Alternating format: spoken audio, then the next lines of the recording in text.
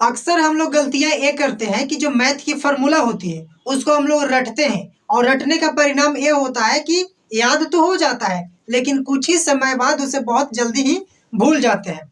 तो जब फॉर्मूला भूल जाते हैं तो फिर से उसे याद करने में थोड़ी तो टाइम लगती है। मतलब जब आप मैथ बना रहे होते हो तो भूल जाते हो। तो इससे पहले आपको मैंने जो ट्रिगोनोमेट्री था, ट्रिगोनोमेट्री में कुछ फॉर्मूला आपको याद करने की ट्रिक्स बताए थे, जो कि ये रहा उसका लिंक। और भी बहुत सारे हमने ट्रिक बता रखा है हमारे चैनल के माध्यम से, आप उसे देख सकते हो। तो आज की वीडियो में क्लास 10 की जो मैथ है उसमें से जो इम्पोर्टेंट फार्मूला है उसे याद करने का कुछ ट्रिक बताएंगे। तो नमस्कार दोस्तों, मेरा नाम है दीपक कुमार और मैं आप सबको स्वागत करता हूं आपके अपने यूट्यूब चैनल SWD स्टडी में। तो आइए आज की इस वीडियो को स्टार्ट करते हैं और आज कुछ मैथ के इंपॉर्टेंट फार्मूला को देखते हैं और उसे आसानी से कैसे याद करेंगे ये भी समझते हैं। तो आइए सबसे पहले जो मैथ की एक फॉर्मूला लेकर के चलते हैं, त्रिभुज का क्षेत्रफल जो कि कोऑर्डिनेट से है। कोऑर्डिनेट मतलब निर्देशांक ज्यामिति, निर्देशांक ज्यामिति यानी कि कोऑर्डिनेट। अब कोऑर्डिनेट में एक फॉर्मूला अक्सर पूछा जाता है कि त्रिभुज का क्षेत्रफल, त्रिभुज का क्षेत्रफल। आप बिहार बोर्ड से हो या CBSE बोर्ड से कोई प्रभाव नहीं पड़ेगा क्योंकि हिंदी और इंग्लिश दोनों मीडियम लेकर के चलेंगे। तो पहले बिहार की त्रिभुज का क्षेत्रफल की बात कर लेते हैं। बिहार का क्षेत्रफल नहीं, त्रिभुज का क्षेत्रफल। त्रिभुज का क्षेत्रफल इंग्लिश में क्या कहेंगे? Area of triangle, area of triangle, area of triangle हो जाएगा। एरिया ऑफ ट्राइंगल यानी कि त्रिभुज का क्षेत्रफल के फॉर्मूला क्या होता है? तो आप रटते हो, क्या जानते हो फॉर्मूला?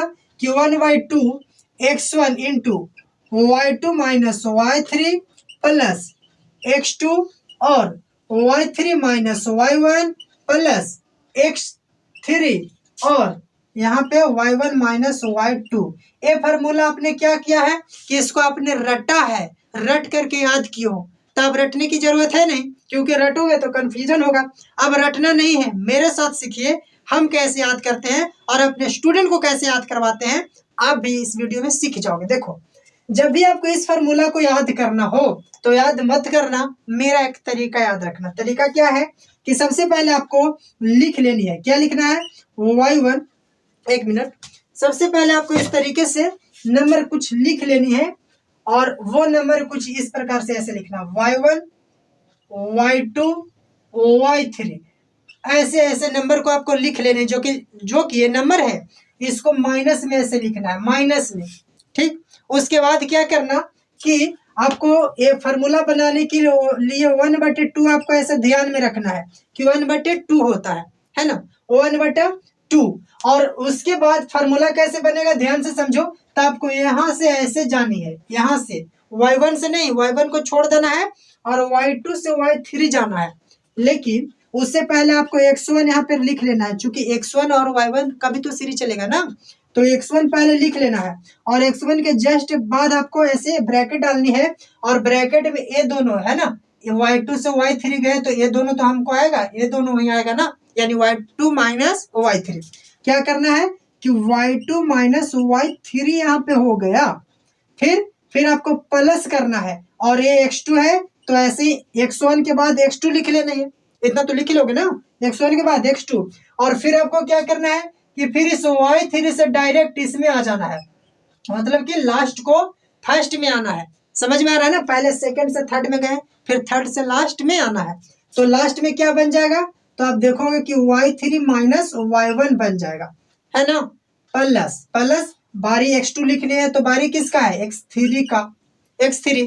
अब चूंकि यहाँ से यहाँ तक बन जाएगा, है ना, ये पैरेलल यहाँ से यहाँ तक जाएगा, मतलब y1 माइनस के y2। और आप देखो आपका फॉर्मूला बन करके रेडी हो गया। तो इस तरीके से आपको रटने की जरूरत नहीं है, तरीका क्या है समझना। फिर से इसको रिवाइज करवा देते हैं। पहले y1 minus y2 minus y3 लिख लेनी है, फिर 1/2 के जस्ट बाद x1 लिखना है। x1 के बाद आपको यहाँ से सीरीज चलना है, y2 से y3, फिर प्लस x2 लिखना है क्योंकि x1 के बाद x2 आएगा। फिर यहाँ से y3 से y1, लास्ट से फर्स्ट, तो y3 माइनस y1 हो जाएगा। इसके जस्ट बाद आपको x3 कर लेनी है क्योंकि x1 x2 x3 है ना। फिर उसके बाद यहाँ से यहाँ तक, यानी कि y1 से y2। अब आपका फार्मूला बन करके रेडी हो गया। तो आइए दूसरी फार्मूला को देखते हैं, उसे कैसे हम आसानी से सीखते हैं। इसे फटाफट इरेज कर लेते हैं। ये तो हमने देखा कि त्रिभुज का एरिया निकालने के लिए, त्रिभुज का एरिया। अब बात करते हैं, एक फार्मूला होती है ब्रज गुणन विधि का, ब्रज गुणन विधि। वज्रगुणन विधि आपने देखा होगा, इसको इंग्लिश में कहते हैं cross multiplication method cross multiplication method होती है। इसको बनाने के लिए भी एक फार्मूला का यूज होता है, और उस फार्मूला में काफी सारे स्टूडेंट कंफ्यूजन रहते हैं। तो आपको कंफ्यूजन नहीं होना है। इसको फार्मूला कैसे बनाना है ध्यान से देखो। तो इसके लिए क्या ट्रिक हमने बनाया है, आपको बुक में ही ट्रिक है, आपने ध्यान नहीं दिया है। ट्रिक क्या है याद करने का, ऐसे आपको सबसे फर्स्ट जो लिखना है वो B1 लिखना है, B1 B2। अब B1 के बाद क्या होता है C1, फिर C2, उसके बाद A1 A2, और उसके लास्ट में आपको B1 B2 फिर से डाल देनी है। कैसे इसको याद रखना है, याद रखने के लिए कि B1 B2 जो B1 वाला सीरीज होगा पहले और लास्ट में B1 लास्ट में लिख देना है, और बीच में क्या लिखना है, B1 के बाद C1 तो आएगा, B के बाद C आएगा, फिर C के बाद D, तो इसमें नंबर है नहीं तो A आएगा। तो B1 और B1 लास्ट में डाल देना है, बीच में C1 और A2 डालना है। अब फार्मूला कैसे बनेगा, तो पहले आपको x का बनाना है, पहले x का। तो क्या करना है कि यहाँ से यहाँ आना है, ध्यान से समझना, B1 C2 यहाँ लिख लीजिए, B1 C2 और माइनस कर देना, इन दोनों को सबको माइनस करते जाना है। इसके बाद यहाँ से ऊपर आपको जाने है, यानी कि B2 C1 यहाँ लिख लीजिए, B2 C1, ये फार्मूला बन गया।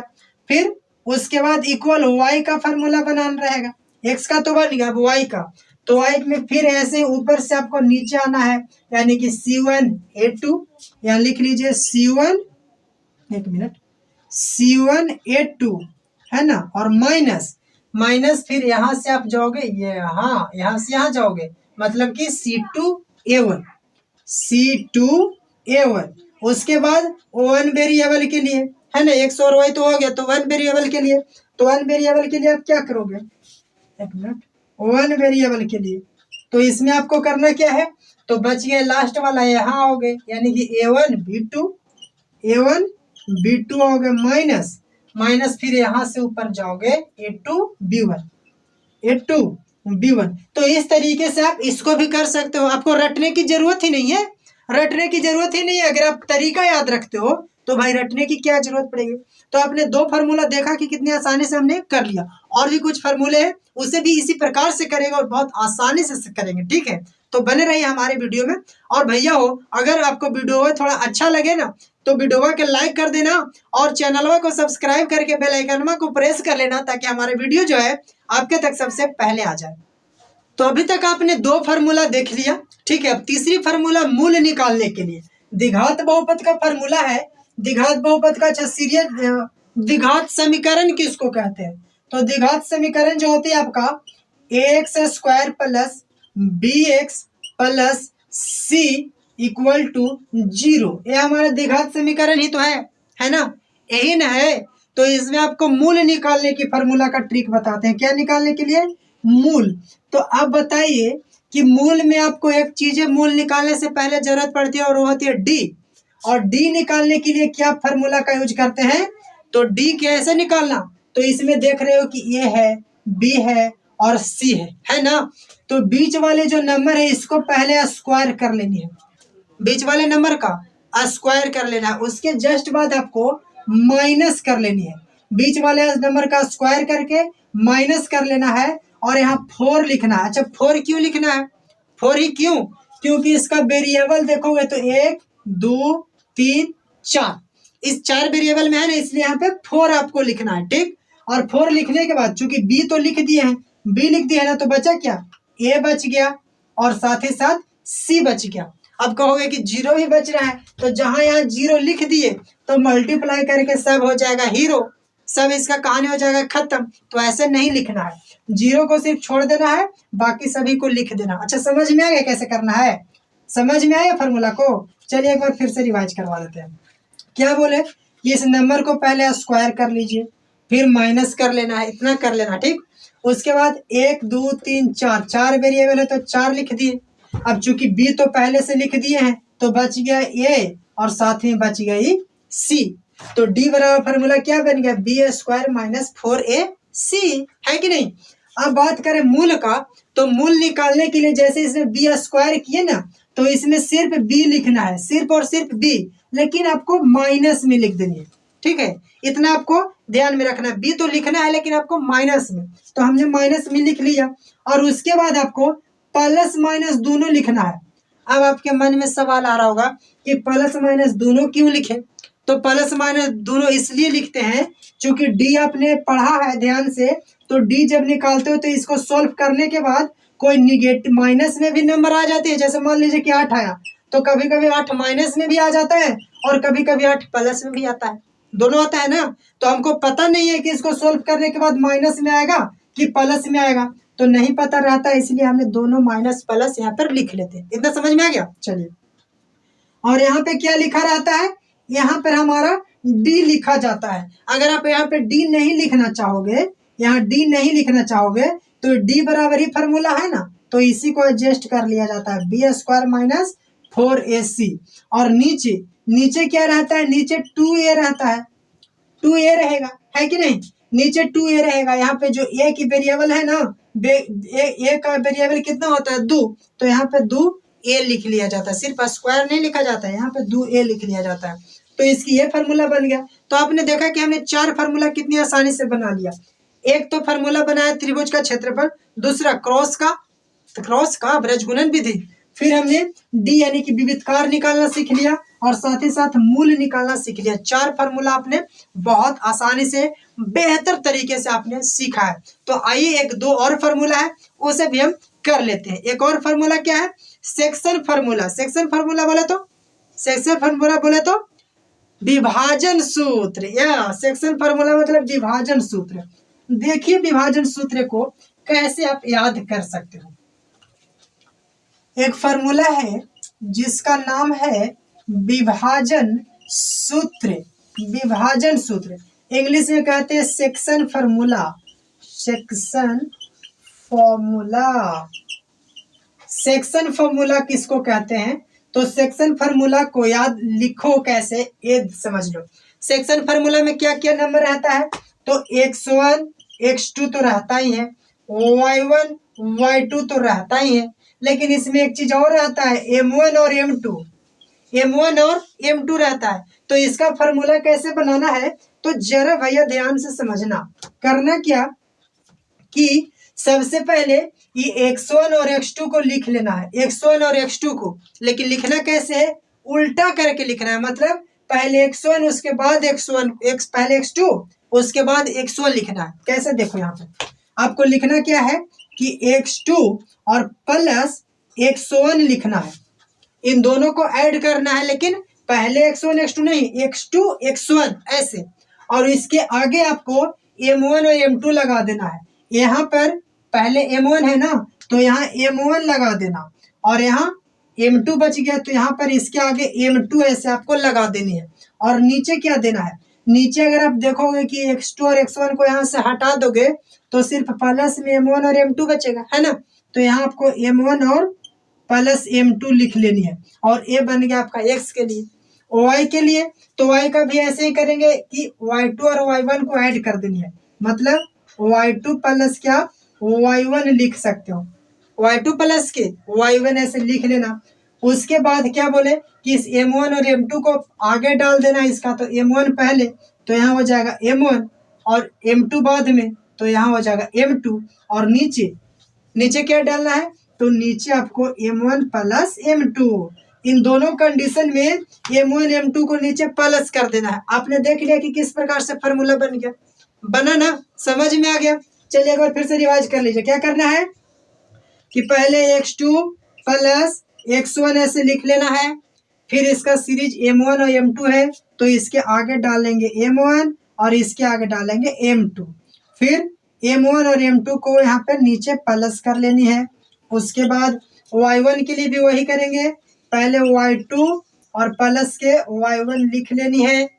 फिर उसके बाद M1 इसके आगे डाल देना है और M2 इसके आगे डालना है और नीचे M1 प्लस M2 को ऐड कर देनी है। तो ये भी आपका फार्मूला बन गया, सेक्शन फार्मूला भी आपको आसानी से बन गया। समझ में आ गया? सेक्शन फार्मूला भी आपको आसानी से बन गया। चलिए एक फार्मूला और है, उसे भी देखने के बाद आप वीडियो को समाप्त करेंगे। लास्ट फार्मूला है, उसे देख लेते हैं कि कैसे करोगे। तो लास्ट हमारा जो फार्मूला है वो दूरी सूत्र का, दूरी सूत्र, डिस्टेंस फार्मूला, दूरी सूत्र हो गया। इसको इंग्लिश में हम लोग क्या कहते हैं? Distance formula, distance formula. Distance formula को देख लेते हैं। डिस्टेंस फार्मूला में आपको क्या करना है कि आपको रूट याद रखनी है, कि जो फार्मूला होगा इसका रूट में रहेगा, इतना आपको याद रखना है। ठीक, इतना याद रख सकते हो ना? कहोगे कि हाँ बिल्कुल रख सकते हैं।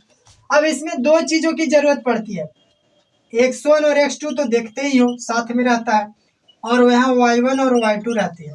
तो इसी पर से फार्मूला बनता है। बनता क्या है कि पहले अपोजिट आना, यहाँ से यहाँ, यहाँ से आपको यहाँ आनी है, मतलब x2 पहले और x1 बाद में लिखना है।